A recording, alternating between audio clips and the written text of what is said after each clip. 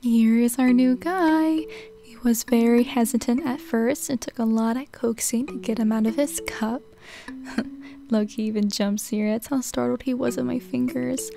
But after a few minutes, he ended up wandering off, and it did take a few minutes to get him to be this comfortable on my hands. Like you see him here, he kept jumping onto the back of the couch, and I kept having to catch him. But he ended up calming down, and I had a really good handling session with him. I didn't end up keeping any of that footage of me catching him just because it was very shaky and the camera was moving really quickly. I didn't want any of you guys to get sick. He just jumped on the camera. Here he is. I think he's so handsome, and this is actually really good footage right here for me to show you all how one arm is actually smaller than the other. So really what happened is at one point in his life, that smaller arm, he must have lost it. I don't know when that would have happened, but it definitely was several months ago. So whenever they lose an arm, they do have the potential to regrow that arm. So I'm really glad that you all are able to see exactly what that would look like if they regrew an arm, because it's not going to look the way that it would look if they never lost the arm. You are going to be able to tell sometimes if they lost an arm or not. And in this case, it's one of his front arms, and on males, their front arms are quite beefy. So now he has one beefy arm and the other one is, you know, just a little average arm.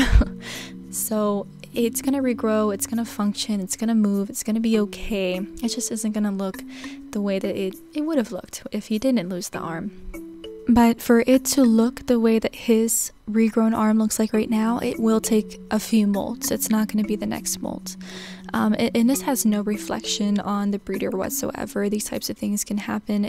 It's such an accident. I mean, one little jolt on the table when they're molting and they just rip out of their molt, you know, they get startled, they get scared, and then, hey, they lose an arm. You know, it really has nothing to do about the breeder or the person or you as a spooder parent. These things just can happen.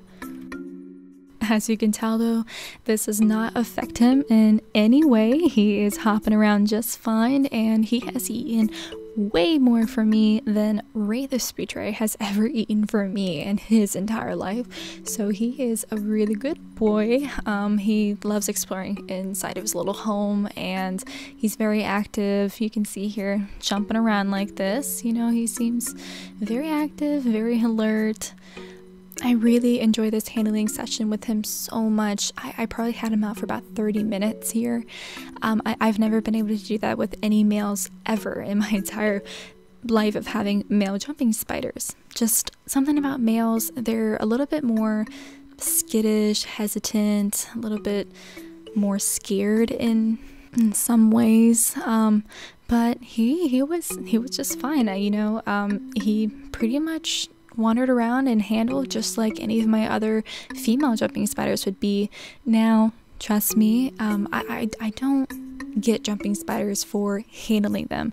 I love jumping spiders just for jumping spiders. So whether or not I can handle a jumping spider, it really doesn't matter to me. You know, I can't quite handle Raymond so much because he can be a little bit skittish, but no worries for me. He's just that grumpy old man I have in the back of my little spood family who guards all the ladies. But no, this was just a very pleasant change is all I mean. You know, it was definitely a really nice, refreshing experience for me to be able to actually enjoy a male in this type of way where he's not so skittish. He's actually seems to be quite adventurous, you know, he's really exploring.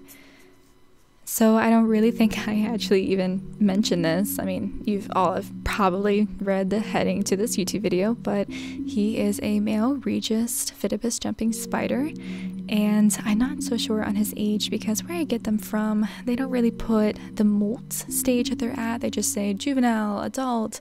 But when I took this footage, he did molt one more time for me, and I think he is done molting now. I think he is finally adult. So he was, you know, one molt away from adulthood in this footage here, but that's, you know, totally okay. I don't mind that. I really wanted him for breeding, so he is going to be getting all the ladies. I hope they don't mind his arm. I'm just kidding. I know that a lot of you all are waiting for the reveal of his name because I did put in my stories on Instagram that I was taking some name suggestions, and I got so many name suggestions. So I had so many to put into my voting. So I just created like a little survey on a website for you all to pick your guys' favorite name. And oh, look at the little hairs on the top of his head. Oh, it's so adorable. That's like my most favorite footage ever that I got of him. But anyways, his name is Nemo. Oh, it's just so perfect because of his little arm. Thank you so much for joining me again, and I can't wait to see you all next time.